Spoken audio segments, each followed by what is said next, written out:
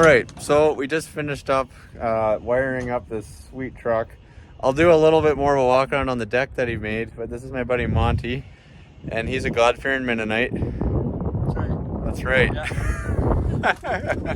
Great guy, up from Grand Prairie, and he drove all the way down here like 6 hours? Close to 6 hours just so we could wire his truck, and it was a great time. If you ever need any work done in here in Alberta or Canada, let me know because I will definitely help you out. But his truck is super sweet. He fabbed up this whole deck on his own.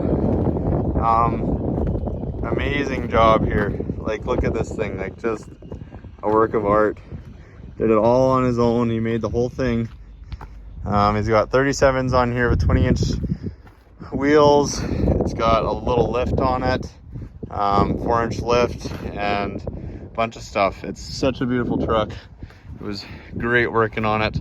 And yeah, if you have any questions about wiring these things, let me know and we can go over it. I just thought I'd give you a little update on what I've been working on the last couple days, and this is it. And it's been a great jolly time. So we'll see you in the next video.